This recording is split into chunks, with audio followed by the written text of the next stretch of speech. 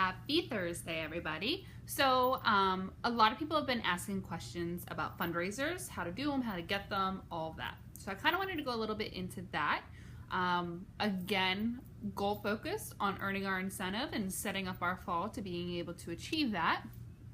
Fundraisers are a good way to get this. Again, goals. P.S. If I'm all over the place today, I have a million notes on this, and I'm kind of doing this quickly because I don't have a lot of time, so excuse me if I'm like back and forth. But goals are so important in your business. I kind of touched on that on one of our videos yesterday. So I guarantee you, if you make fundraising a part of your fall and you start with that now and you get those organizations ready or you start approaching them now, the fundraising you do this fall is going to help you achieve those goals, and not going to help you, it's going to guarantee you achieve those goals, especially the PRV goals that you'll need for incentive. So definitely consider fundraising if you haven't. It's not as scary as it seems. It's very simple. I really love to base my business on our core values with Scentsy, which is simplicity, authenticity, and generosity. So keep it simple. It really is just that simple. So I'm going to go over a little bit of that today. A lot of people, when they first start, they're just like, well, what do I gain by doing a fundraiser? You know, I'm giving away all of my, not all of it, I'll get into that in a minute, but I'm giving away my commission. Why would I do that?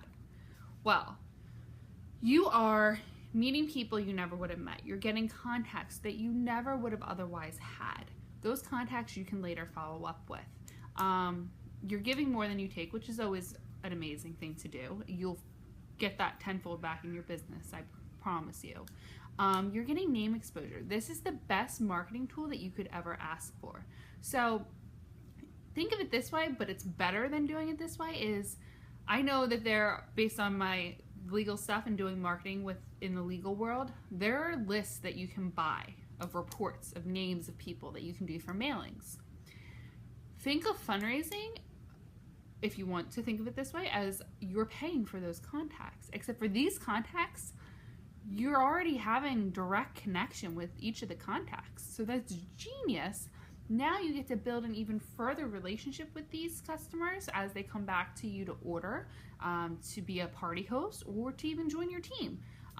So definitely worth it. You're also, there's a couple ways you can do this, but a general big fundraiser, you're getting all those host rewards for the most part, so you're building your stock for free. Like, you can't ask for a better thing than that. So if you're a new consultant and you really want to do events, these fundraisers are going to help you build your stock, guaranteed.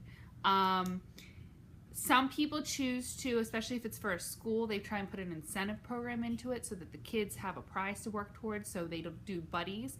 But still, how many buddies do you need? You're still going to get the host rewards. So when we start, you hear a lot to make your list of 100 contacts, your friends and families that you can approach from the business side of things. Well, I encourage every one of you to make a list of 50. Your list of 50 is going to be fundraising or organizations that you can contact with fundraising ideas.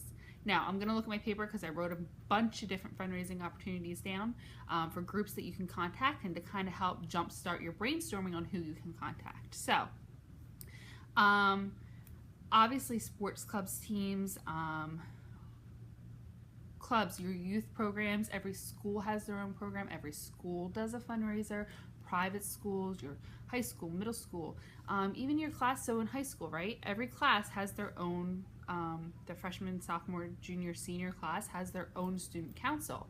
I know at my school, and I'm pretty sure most schools are like this, there is a teacher representative for each class that moves through the entire thing, and they're mainly responsible for your fundraising and paying for your class's activities, such as your prom or your dances or graduation, whatever it is. Find out who that contact is, because each class or that one class could do it. You have your sports teams at each school. You have hockey programs and soccer clubs, which are private sports organizations. Cheerleading, you can go that route. Individuals who maybe have high medical bills, or maybe they're doing missionary work and they are trying to fund their way to a country to go do their mission work. Ronald McDonald House, hospitals. You could do a buddy drive for hospitals. Those are huge. Special needs groups, animal shelters, fire departments, churches, charities. I mean, the list is literally endless. So I go through your list of friends, go through your list of families, take your hometown. What organizations can you contact in your hometown to approach them with a fundraising idea? Now we get to our next step. How do you approach them? A lot of people get stepped on this because they don't want to be forward. They're not sure how to do it. So very simply, you say to them, are you looking for opportunities to raise money for your organization? Again, are you looking for opportunities to raise money for your organization? The question is going to be yes or no. If it's no, it's likely that they're somehow privately funded through some other organization or dues that the parents pay already. But most of the time, those organizations try to subsidize those costs because the parents don't have the money to pay out of pocket for all these activities. So you're going to get yes the majority of the time. At which point, some people have letters that they put out, right? They'll print up a letter and they mail it to all these different organizations. Well, guess what? Your letter is going to get lost. And I thoroughly believe this in a way of doing business as well as fundraisers. Face-to-face and phone call like conversations are going to be your best bet to get a fundraiser in these scenarios. If it's a school you're approaching, you could just simply walk into the main office one day and say, I'm looking to offer some fundraising opportunities. Would you be able to put me in contact with the head of each organization? Meaning like those teachers that represent those different classes, the sports coaches, the parents who are the head of the PTA. If it's possible, they will give you the names of the people that you need to contact. I know the people who are here in the Philadelphia, New Jersey, Delaware area. We live in a super populated area with thousands and thousands of schools and sports programs. I guarantee you if each of us contacted 10 of each of our local places, we still wouldn't even step on each other's toes. So the opportunity is truly endless here. Let's see.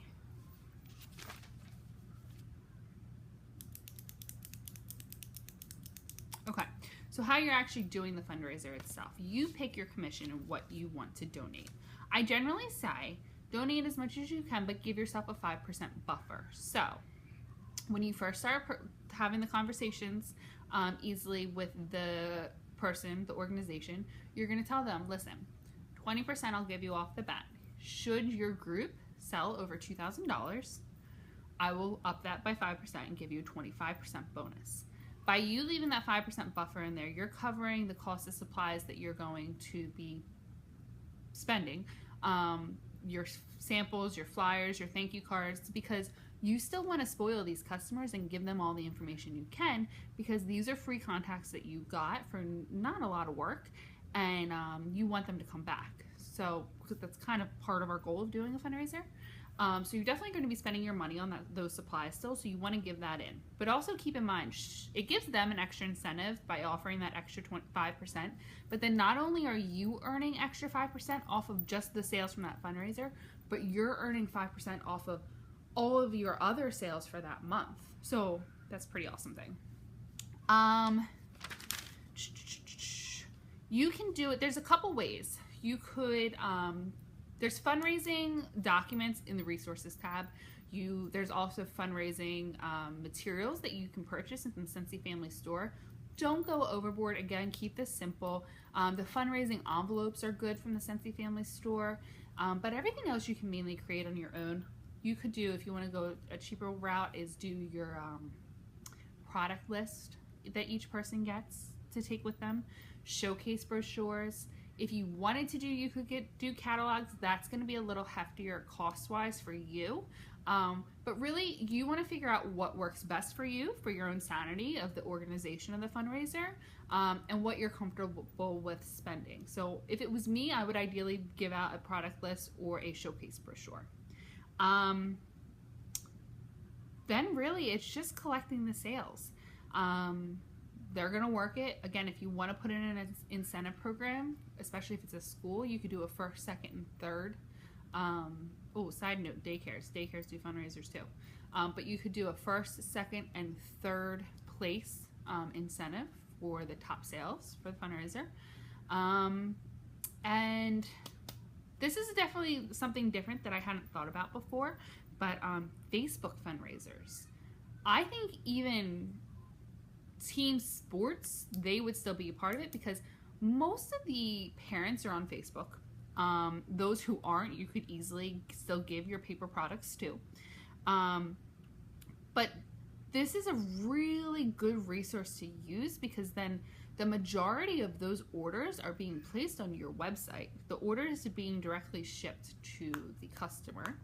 And you and the organization have far less work that you need to do. Now, you would still send them a thank you card, each contact, and information, but holy heck, does that make it easier. You can make it much more interactive. You would treat it similar to a Facebook party, except for it would be over an extended period of time. You could customize your Facebook banner for that event page. Take an organization that you're fundraising for, take a picture of that, customize it with text, bring a call to action to really make them want to go through and order. This makes it very easy for family members. Say I'm the mom of my son and he's in a soccer program and we're fundraising. Well, I can share it on my personal page. And then I can ask my mom and dad and my in-laws and all of them to share it on their personal pages. And so now the people that you're able to contact to order through this fundraiser is huge, which is awesome. You want to post actively in the event. Photos are also always more interesting than just plain text. Our Scentsy YouTube page has wonderful videos for our products that they spend a lot of money on and are totally worth it, so you could share those. But you want to also create interest in the fundraising group itself. Make them know what we're raising money for. How far away are we from our goal, from what we want to raise? Publicly thank each customer for their orders. Now, this is going to require you to friend them because you're going to post your thank you on their wall. I personally wouldn't just blind friend request somebody. I would message them and say, hey, I want to give you a shout out to thank you for supporting this cause. Do you mind if I post it on your wall? You're going to friend them. Now you have this contact and they're going to see everything you share on your Facebook page regarding your business. So how genius is that? That's really all that I have on that. So again, guys, there's Scent Circle fundraisers. There's all sorts of other fundraisers you can do.